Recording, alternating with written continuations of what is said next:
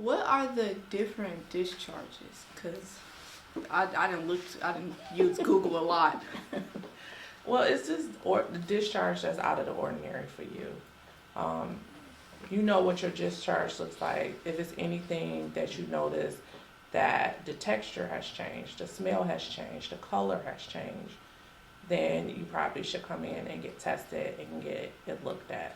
Because various different sexually transmitted infections can cause varying degrees of changes in your vaginal discharge and also penile discharge for your male partners. Okay, so when I had the first time I ever got my period, it was brown. Like my discharge was brown. I was scared, and it was just saying stuff about like I could have an infection and stuff. But then I had my period, and I looked it up and it said like, oh, it was just my period. But then when I had regular discharge, it just be clear. So if it turns any different, like it said it could be milky or like eggy. Mm-hmm. Like what does that mean?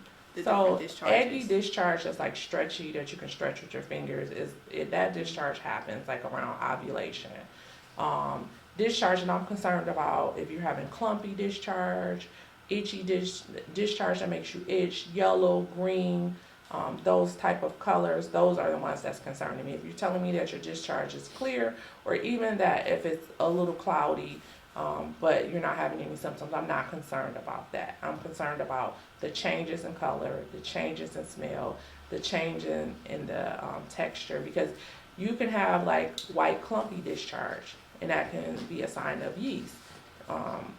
Itchy can be a sign of trichomonas or bacterial vaginosis. It just depends.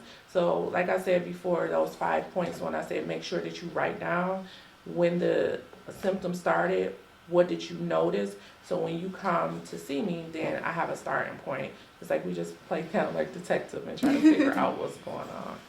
You're asking really good questions, and I think that some of the things you're asking are why somebody would come in to see Natalie. So these are the kinds of things that, we're having a really, I think, open conversation right now, and this is a lot of what it's like to come in for an appointment. Definitely. It just feels like I'm really getting to know y'all, and that like I'm learning new stuff, because it's like, dang, I really didn't know a lot of the stuff that y'all was telling me, and now I just feel smarter. I feel smarter. I feel like I could just go and tell my homegirls like, yeah, you probably want to go into the clinic. They do transportation.